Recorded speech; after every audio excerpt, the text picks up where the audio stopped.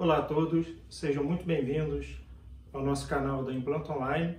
Se você ainda não está inscrito, se inscreva, curta as nossas redes sociais e hoje nós temos o prazer de começar a aula falando sobre incisões e sutura.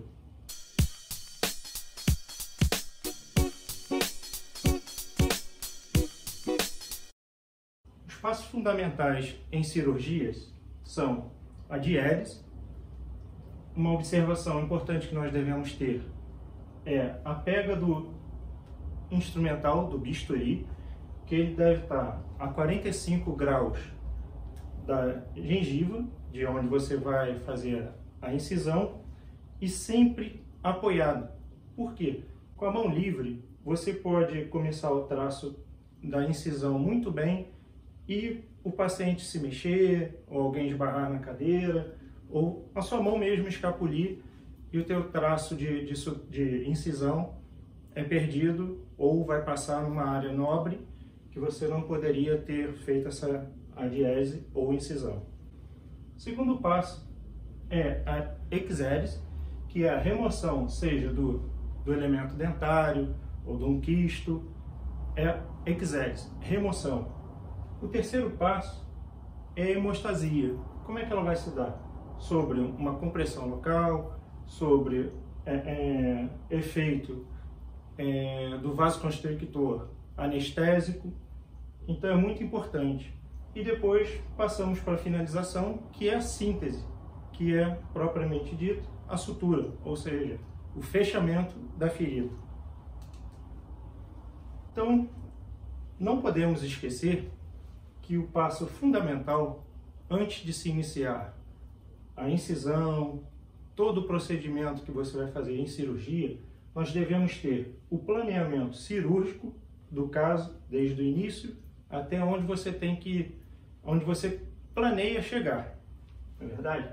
Devemos ter instrumentais apropriados, instrumentais exclusivos para a cirurgia, não é aquele instrumental que você vai utilizar, só vou tirar um pouquinho de acrílico aqui do potinho, não pode, né, pessoal? E ter domínio da técnica, que é onde você vai saber o que você vai fazer do início ao fim.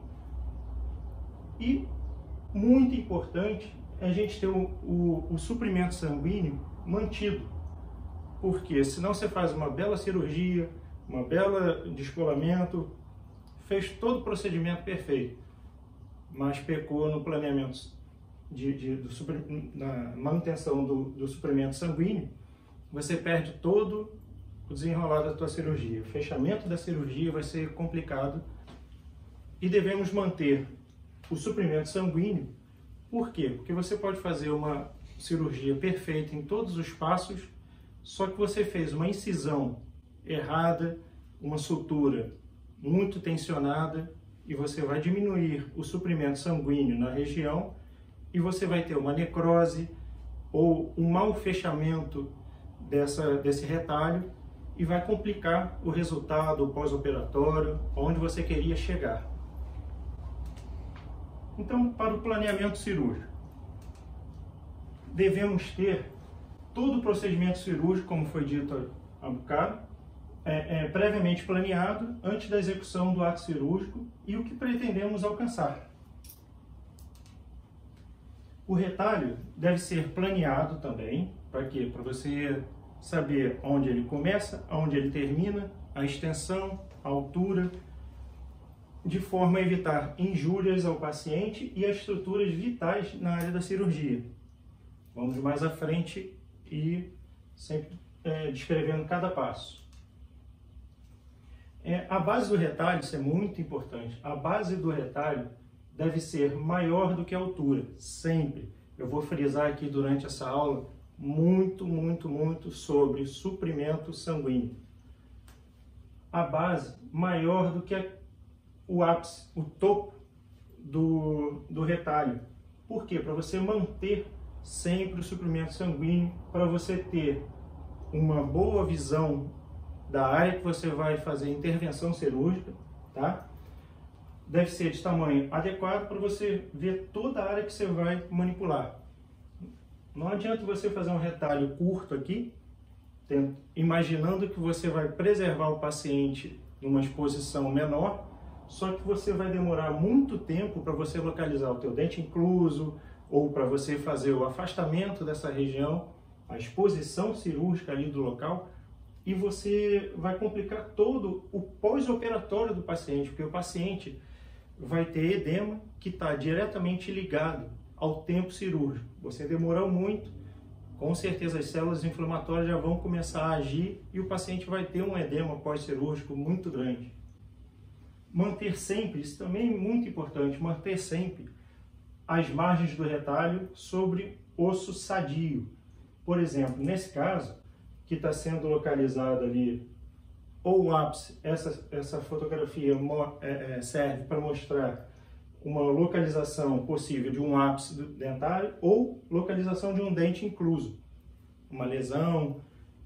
Se você fizer a tua janela, o teu retalho em cima onde você vai fazer a janela, quando você reposicionar o retalho, ele pode romper justamente nessa janela e ocorrer uma descência de sutura, ou seja, a exposição da loja cirúrgica que você fez. Aqui está mostrando também, ó, tá vendo? Se você limita aqui, começa o retalho daqui de cima, preservando as papilas, por exemplo, depois esse retalho pode invaginar aqui para a área cirúrgica e expõe toda a tua área que você fez, possivelmente um enxerto, algum procedimento mais invasivo, e ele vai ficar exposto. Então a cicatrização vai ficar também um pouquinho complicada. Instrumentais apropriados. Devemos ter, além dos instrumentais apropriados, uma mesa cirúrgica organizada. Eu vejo as pessoas fazendo, nossos alunos às vezes organizam a mesa muito bonitinho. Aí começa anestesia, divulsão, descolamento dos tecidos, e no meio da cirurgia os instrumentais estão todos embolados, vai pegar uma compressa, tem que tirar o instrumental de cima e por aí vai. Então, organização, gente. Organização é tudo. Faz uma grande diferença. Devemos ter a utilização, uma boa carpulha com sistema de aspiração. Por quê? Se você penetrar com a agulha em um vaso sanguíneo, ela vai ter o poder de te demonstrar ali na hora que veio um pouquinho de sangue, onde tem aquela bolinha de ar dentro do tubo. Para isso que serve aquela bolha de ar dentro do tubo. Muita gente não sabe para que serve aquilo. Poxa, podia ter um pouquinho mais de anestésico, né? Daria umas gotas ali, mas não ia te adiantar, porque aquilo ali é justamente para o sistema de aspiração te mostrar quando você entrou, perfurou um vaso. Se você ultrapassar ele, tudo bem, mas se você injetar dentro do vaso, não vai ser um bom resultado, né? Então, normalmente em medicina dentária, nós usamos o cabo número 3, que pode ser reto, que ele é mais achatado, ou levemente angulado e circular, dá no mesmo. É porque facilita, às vezes, o angulado na região posterior, superior ou inferior, para uma abertura de retalho num siso, por exemplo. Esses aqui são os instrumentais que eu mais uso em descolamento de gengiva, de tudo, que são o Molt número 9, o Molt número 2 e 4, tá? E o Dissector ou destaca periósteo. Qual a função de destaca periósteo? É você, depois que você passa a lâmina em 45 graus na crista óssea, dividindo o tecido, sempre também, esqueci de falar anteriormente, mas agora eu lembrei, você tem sempre que procurar dividir o tecido queratinizado para uma faixa para vestibular e a outra faixa para lingual ou para palatina. Para quê? Para quando cicatrizar, ter aquele tecido queratinizado na crista óssea ou na crista sobre o implante ali, para você ter, quando colocar a prótese, estabelecer uma gengiva ali cicatrizada de boa qualidade, não ter aquela gengiva só cicatrizar em mucosa. Então você vai ter uma qualidade de gengiva boa, dando a possibilidade do paciente higienizar aquela gengiva ali muito bem, não que ele não consiga na outra, mas a gengiva, quando ela cicatriza em mucosa, ela é uma gengiva um pouquinho mais avermelhada e ela normalmente é mais sangrante ao passar o fio dental, o fio dentário ou na própria escovação. E esse material aqui, ele tem que ter, as pontas dele tem que estar afiada. Não adianta você fazer uma bela sutura e começar a descolar com material que você faz acrílico, que você já vai estar com as pontas todas gastas, então você vai descolando o tecido e vai dividindo o tecido, você não faz aquele descolamento total, que é um descolamento até o periósteo, ou seja, é para deixar o osso à mostra. Não adianta você descolar o tecido e deixar somente o periósteo coladinho ali para ficar uma cicatrização bonita. Não, pelo contrário, você vai ter sangramento, uma dificuldade de descolamento, porque o tecido periósteo aderido não vai deixar o tecido ficar tão flexível. Então, tem que descolar todo o tecido, deixando o osso, entre aspas, nu, tá bem? E o destaca periósteo, você vai usar essa pontinha mais fina para passar dentro da incisão e conferir se o bisturi realmente chegou na crista óssea de ponta a ponta, do início ao fim, onde você fez a incisão. Tá bem, pessoal? Não pode esquecer desse aqui. Ter também alguns tipos de pinças, que são a pinça mais usada para algodão, para você pegar uma compressa, uma gaze, a pinça reta e a pinça dentinho de rato. A dente de rato é bom para você manter afastado ali o tecido na borda, para você proporcionar uma visão do campo cirúrgico ali também. Às vezes é mais delicado do que pegar um afastador de Minnesota para você afastar, que faz menos tensão no local. Uma boa tesoura, que ela serve tanto para corte de papila, por exemplo, um pequeno retalhozinho que você quer reduzir. E eu gosto de ter duas tesouras. Uma é só para a parte de corte de tecido, se for necessário, e a outra para corte de fio. Por que eu não uso a tesoura que eu corto o fio para usar para cortar tecido? Porque que corta fio, ela vai perdendo o poder de corte, ela vai ficando um pouquinho mais cansada, e essa tesoura, com o tempo, você tem que trocar ou pedir para afiar ela, para amolar, né? Devemos também ter alguns porta-agulhas de qualidade, para você, na hora de pinçar o fio, não estar lá, solta fio, solta fio, solta fio, e saber também manipulá-los. Por quê? Porque normalmente eles têm vidia na ponta deles, onde segura o fio. E se você pegar nesse sentido, do longo eixo, e você puxar, você só faz a tração no fio, que é o ideal. Mas se você pegar pela lateral e puxar, a vidia, ela funciona quase como uma lâmina, e ela vai romper o fio. Ah, esse fio não presta. Não é. É a pega que você está fazendo com o porta-agulha errado. Tudo bem? Devemos ter afastadores apropriados. Esse daqui, que é o de Brånemark, ele é mais utilizado para um afastamento quando você vai fazer uma cirurgia total. Paciente dentado total inferior ou superior, você vai usar esse aqui porque ele vai te dar um campo de visão muito bom. E é mais confortável do que você ficar afastando pouco a pouco. Então aquele ali você afasta todo o retalho de uma vez só e consegue uma visão bem ampla. Esse é um outro tipo de afastador, de Farabuff. E temos o nosso mais utilizado, que é o afastador de Minnesota, que a gente costuma brincar. Se você vai pegar, às vezes nós fazemos cirurgias em consultório dos amigos, e se ele te der um afastador de Minnesota novinho, assim, bem bonitinho, tá escrito quase que nele que assim, ó, não sou usado.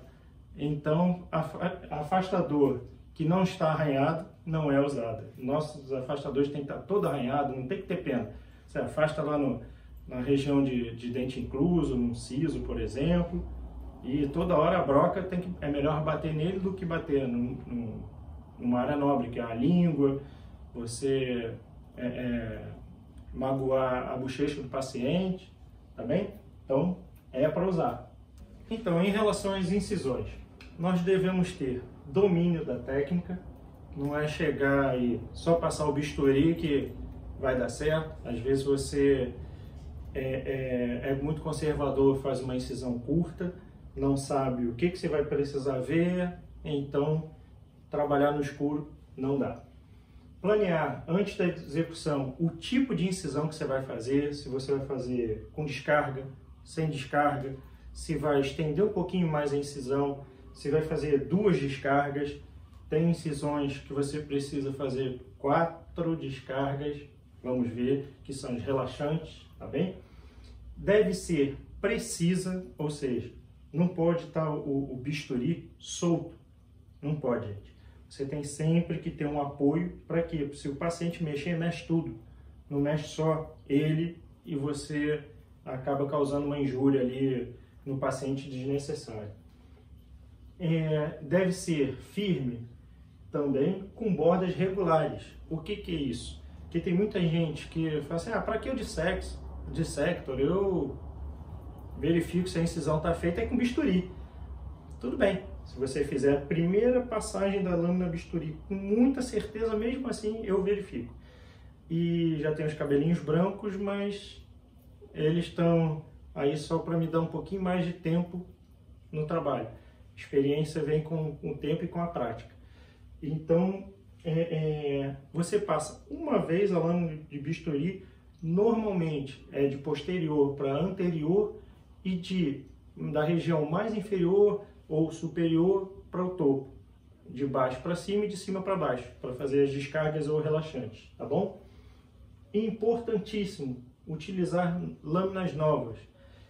Eu vejo muita gente do início ao fim faz um protocolo superior, uma total superior e inferior, usa a mesma lâmina embaixo, depois vai para cima a mesma uma lâmina, aquilo ali já perdeu o poder de corte. Então, de lâmina de bisturi, ela acaba virando uma lâmina de serrote. Então, não vale muito a pena. Ter cuidado com as estruturas anatômicas próximas às incisões. Isso aqui, tanto na primeira passagem da lâmina de bisturi, quanto nas descargas ou relaxantes. Vamos falar um pouquinho mais à frente também. Devem proporcionar acesso cirúrgico ao local a ser intervencionado. Ou seja, ela tem que ter uma amplitude para te dar visão do local a ser intervencionado, tá bem? Temos os tipos de retalho. O mais comum é o envelope. É o tipo que nós usamos em toda cirurgia em medicina dentária. Pode ser utilizado em todas as áreas da cavidade oral, vestibular, lingual ou palatina. Vamos ver bastante casos. Ela é feita no sulco gengival até a crista óssea, sempre, até a crista óssea e através do periósteo. Para quê? Para você não fazer um retalho dividido. A não ser que você queira retalho dividido para você tirar um enxerto do palato ou alguma coisa assim, tá bem? E tem que ser, nesse caso é um retalho mucoperiosteal. Em edentados totais, a incisão é feita sobre a crista óssea do rebordo ósseo. Faltou muito. Tá bem? Então, aqui, nesse caso, para a localização desse terceiro molar, foi feita a incisão intrasulcular, tá vendo? Bem na crista, e depois aqui, exatamente só na crista aqui direto. Não foi... Como o cirurgião aqui, isso aqui é um esquema, tá? Mas como o cirurgião localizou a área a ser intervencionada, ele não precisa fazer uma descarga aqui, uma relaxante.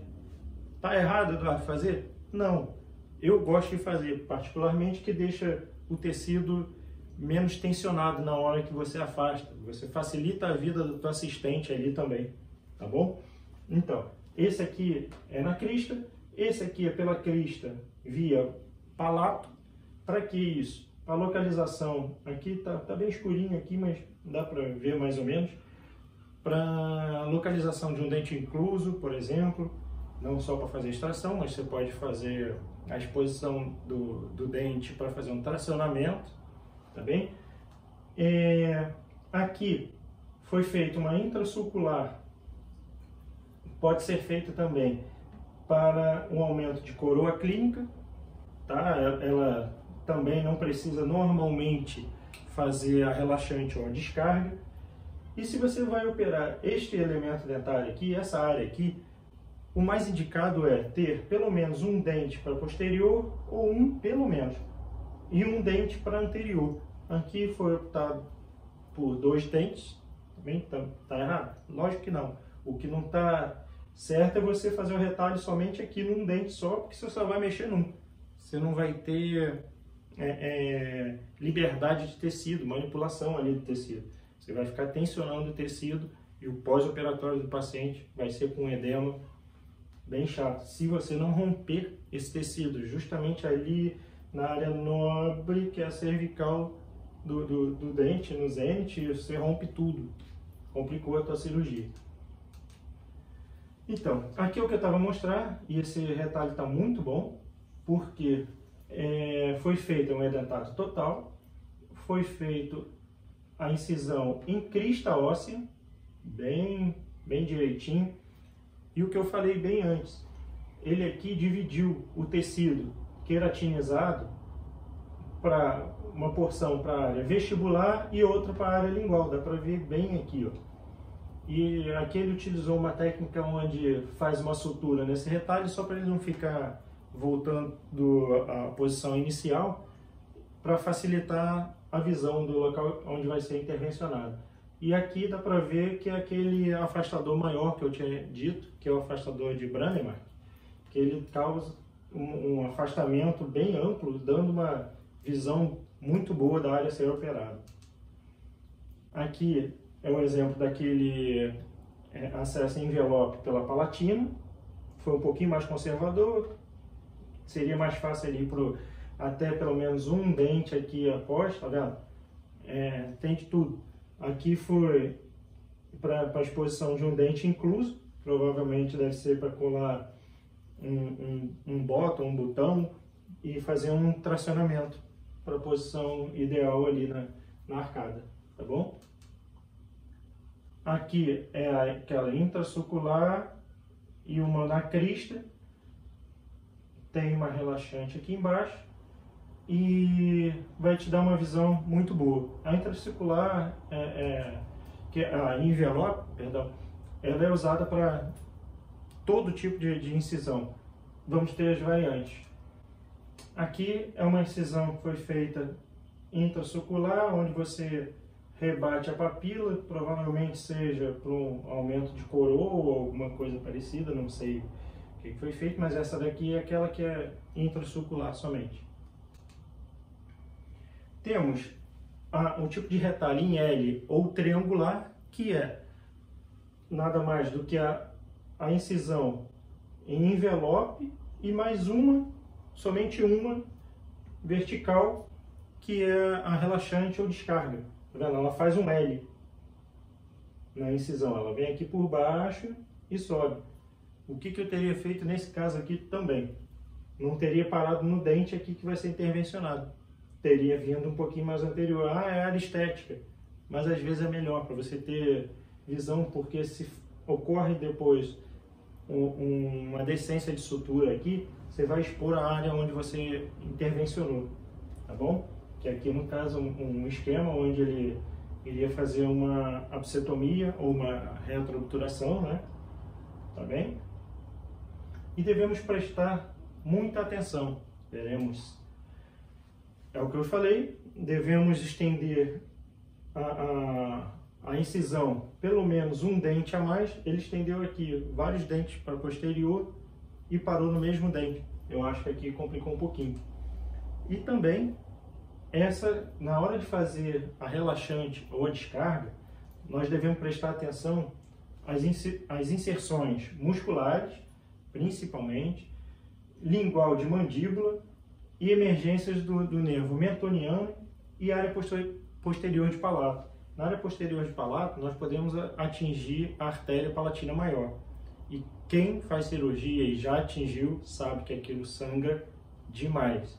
É uma aula mais à frente que nós podemos combinar de ser dada, que para você parar o sangramento é bem complicado. Uma das formas, você pode dar um ponto simples nessa artéria e fechar a luz da artéria. Podemos usar um instrumental mais rombo, sem ser ponta ativa, e pressionar e ficar lá minutos e minutos até parar de sangrar, ou aquecer um instrumental e fazer a cauterização. São algumas manobras que você consegue fazer parar o sangramento. Aqui ficou um pouquinho fora.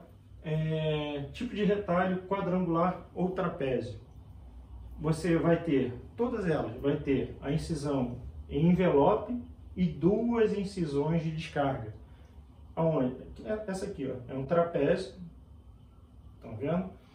E você vai fazer uma descarga na distal, uma descarga na outra distal aqui, que é a região anterior. Mas você vai fazer 2 descargas nas extremidades dessa incisão que você fez. Você começa com a de envelope e depois faz a descarga. Para quê também? Para a localização de algum dente que está incluso, tá vendo? E sempre também não pode ser próximo de onde você vai fazer a intervenção. Aqui nesse exemplo, tem aqui esquematicamente o desenho do nervo mentoniano. Então você tem que localizar na radiografia, por exemplo, aqui o nervo mentoniano e estender um pouquinho mais a sua incisão. Na região anterior era muito usada, muitos profissionais ainda fazem isso. Para quê? Para tirar a área de enxerto, para ter área de enxerto. Eles tiravam aquelas trefinas, tiravam mini blocos de osso aqui para ter osso autógeno para fazer enxerto, para fazer ou tipo uma rolha, ou particular esse osso e obter o enxerto autógeno. Também é feito para fazer, aí você não precisaria chegar até aqui embaixo do descolamento. Você pode fazer um descolamento mais contido, para você fazer o aumento de coroa clínica nos dentes anteriores, inferiores, ou onde for, ou localizar o ápice do dente para você fazer uma retroobturação, uma obsetomia, ou tirar corpo estranho que possa ter extravasado ali, como gutta-percha, por exemplo. É muito comum nas obturações antigas a utilização de cone de prata. E às vezes ele ultrapassava e aquilo ali não voltava, ele fraturava e ficava por lá mesmo. Depois de anos, tem lá um cone de prata e uma lesão ao redor dessa pontinha de cone de prata. Então tinha que abrir e tirar. Mas o mais comum para esses acessos aos ápices são as incisões semilunares, que são umas incisões onde você vai ter a preservação da papila e da marginal e da gengiva marginal aqui na região onde você vai fazer o acesso. Então você faz uma incisão semilunar, rebate, descola aqui o tecido, você tem a área exposta, é um tipo de retalho mais reduzido, porque você não precisa abrir muita coisa, a não ser que você tenha mais de um dente onde você vai fazer a intervenção. Aqui ó, tem um corpo estranho aqui, e tem lesão periapical e lesão periapical. Então você faz, as imagens não estão tão boas, você faz a incisão semilunar, rebate, descola totalmente, deixando o osso ali puro, e tem acesso e você faz o acesso onde você vai ter, quer intervir, tá bom? Temos o retalho em Y ou duplo Y, que é o que eu tinha falado, que às vezes vão ter até 4 descargas. Esse tipo de incisão e tipo de retalho é mais utilizado para a remoção de exostose óssea palatina, que é o torus palatino, né? Onde você vai fazer uma incisão vertical, 2 incisões de descargas em cada extremidade. Tá vendo? Às vezes só com uma já consegue, quando ele não é tão grande. Normalmente não são tão pequenininhas que nem essa. Você estende um pouquinho mais para você ter a exposição da área que você vai querer atuar, né, para remover esse torus palatino. É uma incisão muito recorrente, utilizada para quem faz esse tipo de cirurgia, tá? Aqui está o exemplo onde foi feita somente 2 descargas, 2 relaxantes, e conseguiu fazer a exposição do tórax palatino. Eu prefiro fazer com 2, que você tem mais elasticidade ali e melhor visão da área cirúrgica, tá? Manobra de síntese. São síntese e cooptação. Elas visam aproximar os tecidos após o ato cirúrgico, ou divulsão cirúrgica, ou até mesmo um traumatismo. Às vezes você sofreu um trauma e rompe ali a mucosa, você vai suturar, é a manobra de síntese, tá bem?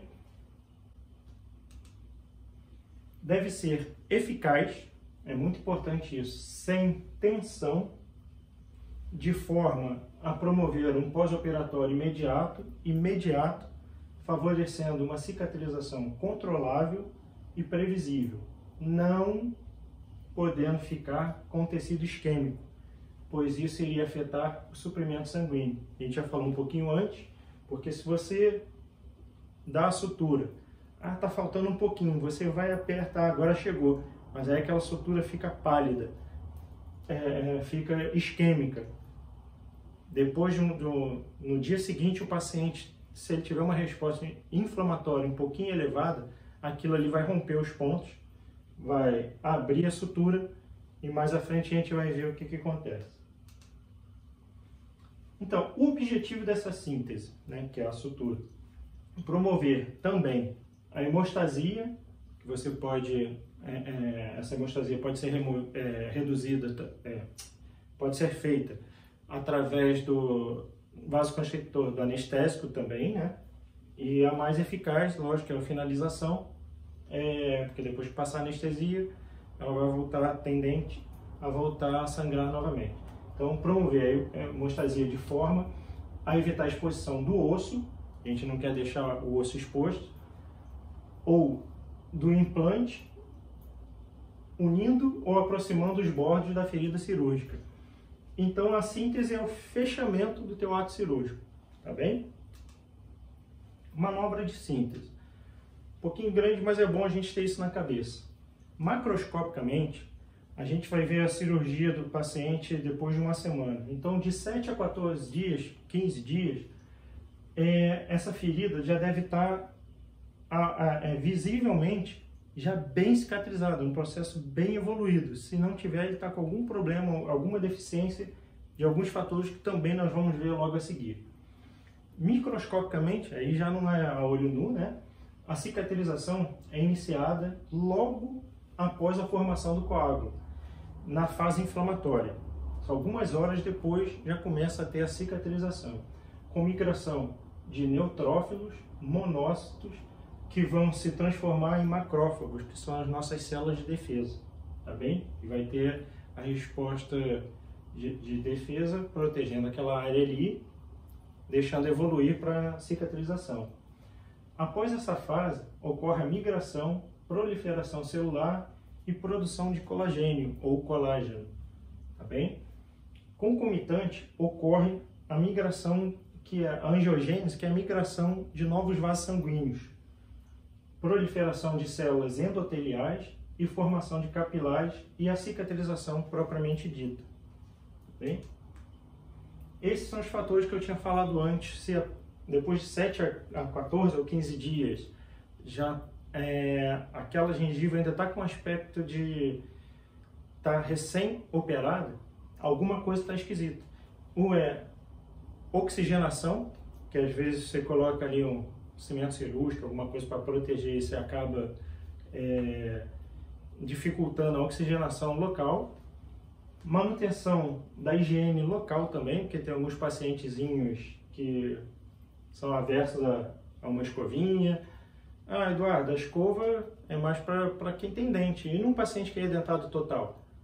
Não custa você explicar para o teu paciente que ele pode usar uma compressa ou gaze, umedecida em soro ou até mesmo no clorexidina, para ele passar levemente sobre a área cirúrgica, retirando todo o biofilme e resto de resto alimentar que tiver ali grudado e vai promover a cicatrização mais tranquila, né?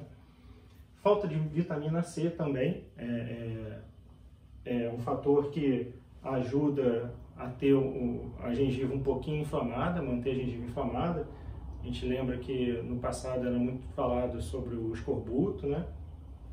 E tem que estar tudo, na verdade tem que ser tudo em equilíbrio.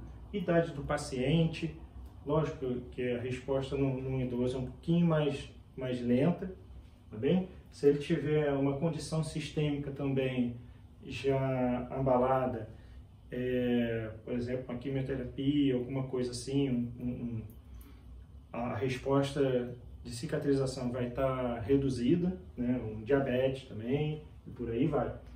Vascularização da área primordial, porque se não chegar sangue, principalmente nas extremidades, nas pontas, ali papila e tudo, pode ocorrer a necrose ou descência de sutura e começa a complicar o teu pós-operatório, certo?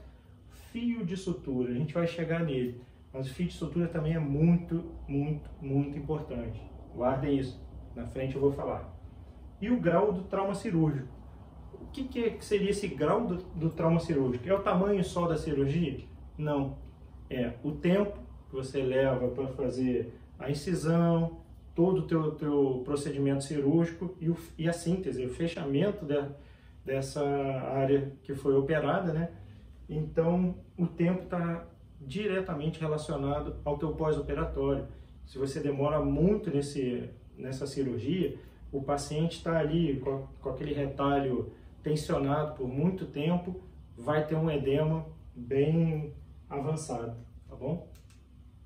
Reparação é o fenômeno de reposição tecidual que ocorre quando um tecido é seccionado, podendo ocorrer contração.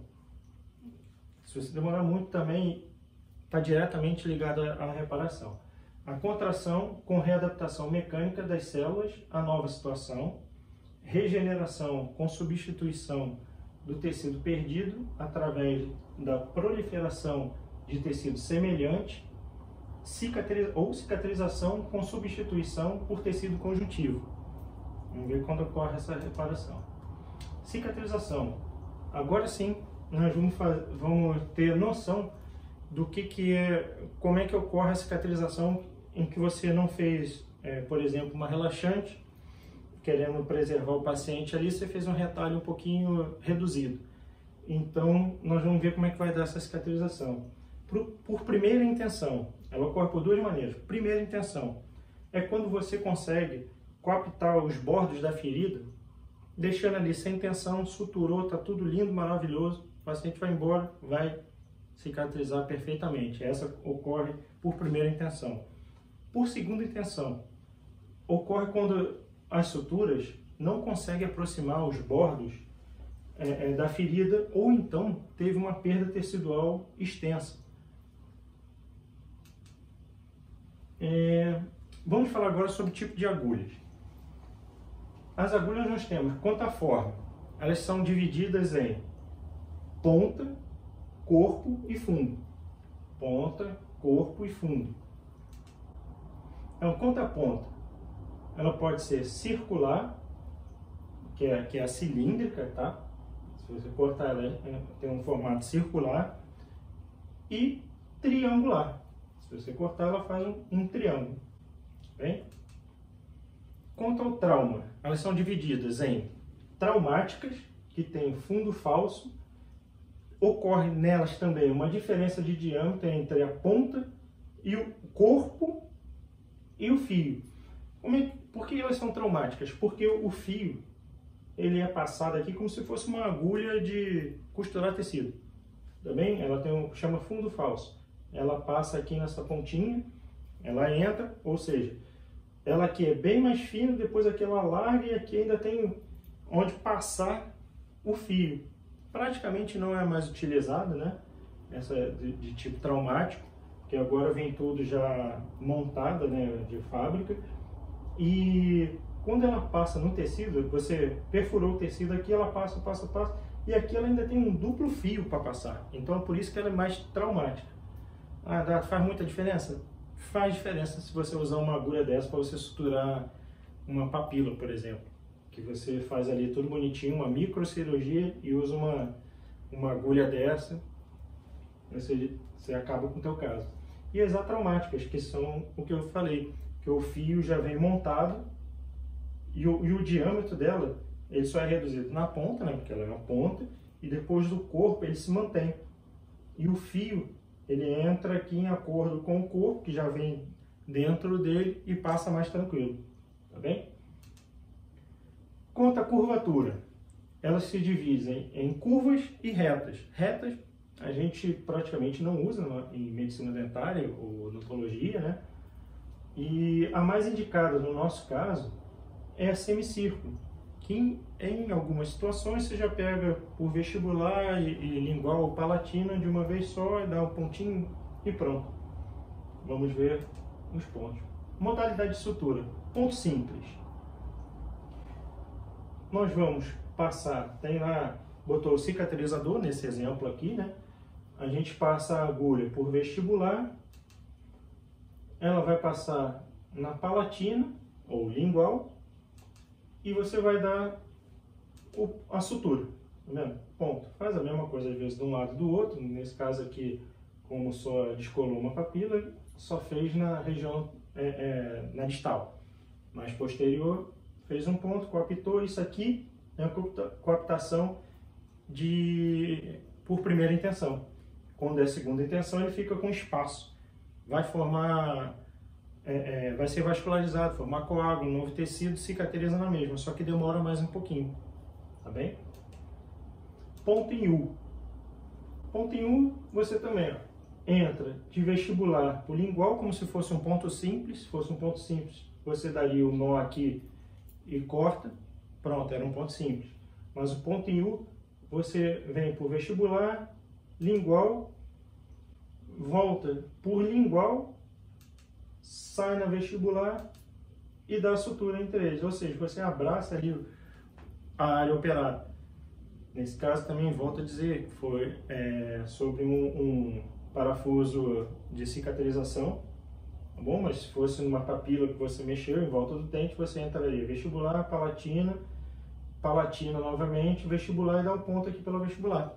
Ele abraça ali a região operada. Tá bom? Ponto em X. Aqui a ilustração está entrando por vestibular mesial, saindo distal na mesial. Depois cruza e dá o ponto novamente. Eu dou um pouquinho diferente esse ponto. Eu entro vestibular, lingual ou palatina, vestibular, lingual, palatina, sai por aqui e dou o ponto ali na frente. Ou seja, ele fez o X na mesma. Isso aí tem as variações, né? As variantes de cada um, tá bem? Contínuo simples. Mesma coisa, entra sempre vestibular, sai como se fosse um ponto simples. Esse ele dá o ponto simples e continua a passar. Vestibular, lingual, vestibular. Na verdade ele passou vestibular, lingual, deu o ponto, volta por lingual, palatina e vai passando. Tá vendo?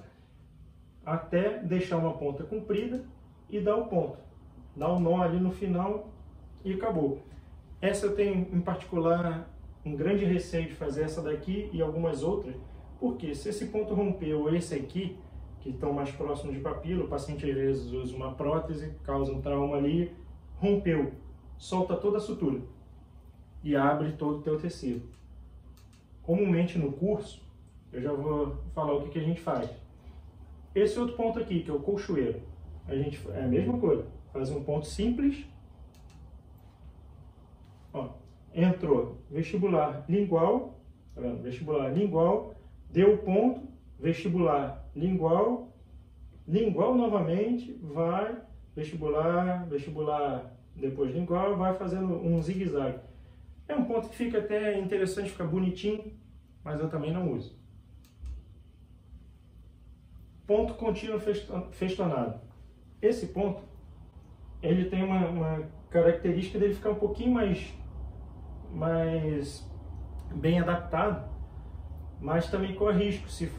Se romper uma das extremidades, ele também afrouxa todo. O que nós fazemos, o que nós falamos para os nossos alunos? Além desses pontos todos aqui, dá os pontos de segurança. Entre um e outro, dá um ponto em U simples, dá outro ponto em U simples, outro ponto em U simples. Então ele mantém ali tudo basicamente seguro. Sempre lembrar que é sem tensão, sem isquemia. Tá bem, pessoal? Principal função de manter o retalho posicionado. O fio de sutura tem que fazer isso aqui perfeitamente. Se for um fio que você deu o ponto e ele volta, nós vamos ver como é que se chama isso. Não presta. Nós temos os fios de sutura. A origem deles são mineral, que é o aço, animal, que é a seda ou algodão, o sintético, que é o nylon, que eu particularmente é o que eu, se puder, eu só uso nylon, e o misto. E temos os absorvíveis, que são os mais utilizados em suturas internas, né, que é onde você não vai querer remover o ponto. Inclusive agora com essa fase de pandemia e tudo, muitos estavam a optar por utilização de Catiguar, porque não precisava do paciente voltar, mas aí você não tem um pós-operatório ali acompanhado, mas a gente tem que se adaptar um pouquinho. Então tem o Catiguar simples, o cromado e o Vicryl, todos eles são absorvíveis. E tem os não absorvíveis, que é a seda, o algodão, que são os animais, e o nylon, tá bem?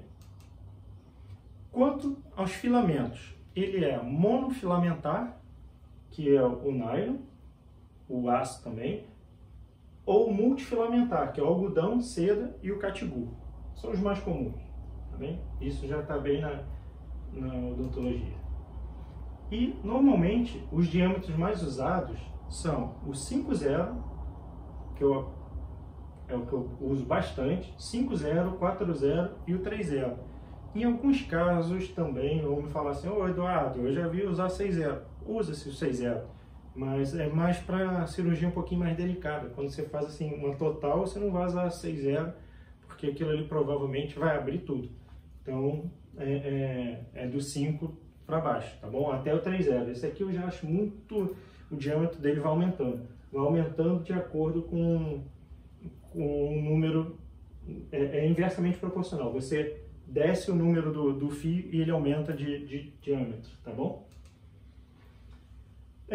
Podemos classificar quanto à resistência à tração, que eu já tinha falado antes, que é o ponto que ele não pode ficar romper. É a capacidade que o fio possui até o limite de ser rompido pela tração e está diretamente associado ao seu diâmetro. Claro, quanto maior o diâmetro, mais resistente ele vai estar, né? Ele vai comparar uma linha com uma corda. Plasticidade é a capacidade de se manter sobre a nova forma após tracionado. O que é isso? Você deu o ponto e ele não volta a ficar solto novamente. Essa é uma capacidade que a gente tem que ter, por isso que o profissional tem que saber um pouquinho do domínio também do fio de sutura. Porque eu escuto alguns alunos falarem assim: ah, Eduardo, eu não vou usar fio de nylon porque o ponto desfaz, quando o paciente vem aqui está tudo solto e tudo. Não, tem que saber dar o ponto. A sutura com fio de nylon, você dá 2 voltas num sentido, por exemplo, para a direita, deu 2 voltas, deu o ponto. Dá 3 voltas para o outro lado, deu o ponto. Dá mais 2 para o outro lado, deu o ponto e corta. Se você simplesmente der 2 para o mesmo lado, ele provavelmente vai soltar, tá bem? Então, os multifilamentados apresentam maior plasticidade. Por quê? Porque eles são vários fios, então eles são mais flexíveis também. Então eles ficam mais estáveis no ponto. Só que as características do fio de sutura: ele deve ser biocompatível, né? Não pode causar nenhuma reação ao local que você está a suturar, né? Aos tecidos. Manter forma têncil. O que é isso? É manter justaposto ali, segurando o retalho na posição, até que a cicatriz tenha sua própria resistência. É lógico, já começa a ter a aderência do retalho ao osso novamente, através do periósteo, mas o fio, se ele soltar rapidamente, em menos de uma semana, aquilo ali vai abrir e vai cicatrizar como? Segunda intenção, muito bem. Ter plasticidade, né, que é o poder que ele tem de se manter no local após dar o ponto. Ter resistência à tração e torção, porque senão ele pode ficar sempre a romper. Reter um mínimo de biofilme, por isso que eu gosto do nylon. O nylon, ele é monofilamentar e ele não adere tanto biofilme nele. No multifilamentar, é como se você tivesse a vestir uma roupa de algodão e foi praticar um esporte, vai grudando sujeira, você passa uma aguinha, mas sempre gruda uma sujeira ali. Então o biofilme vai se aderindo e a cicatrização fica um pouquinho mais tardia, certo? O nylon, às vezes o paciente vai bochechar alguma coisa e já sai quase que total o resto alimentar, o biofilme, tá bem? E como ser biocompatível e não provocar reações alérgicas aos tecidos. Qual fio devemos escolher? Devemos respeitar alguns aspectos importantes, como é o que eu estava a dizer, a habilidade de cirurgião, não sabe trabalhar com fio de sutura de nylon, vai ficar um pouquinho embaralhado, né? Grau de higiene do paciente. Lógico, se você vê que o paciente não está muito chegado a higienizar a boca, esse a gente geralmente nem opera, mas ele mudou de hábito. E o grau de higiene do paciente. Se é um paciente mais ou menos assim, você pode até arriscar a suturar com cedo, mas se for aquele paciente que não tem uma higiene tão boa, opta pelo nylon, que vai te ajudar no pós-operatório, ele não vai ficar ali falando no teu ouvido. Natureza do procedimento, tem que ver, se for um procedimento, uma microcirurgia, tem que ser um nylon 6.0, por exemplo. Se é uma sutura interna, você vai colocar o absorvível, tá bem? E o tempo de espera para remoção dos pontos. Um grau positivo que eu dou a mais pro nylon é que você pode remover a sutura com 1 semana, 2 semanas, 3 semanas, 1 mês. Às vezes até o tecido já começa a cicatrizar em cima dele, porque ele fica praticamente limpo e ele é inerte ali no tecido. Ele só está ali a conter mesmo os bordos, né? E o paciente pode ficar um tempinho a mais com ele. Eu sou fã do nylon. Quero agradecer a todos a atenção. Lembrar mais uma vez de seguir nosso canal da Implanta Online. Temos no Instagram também, no Facebook. E dizer que até a próxima. Foi um prazer.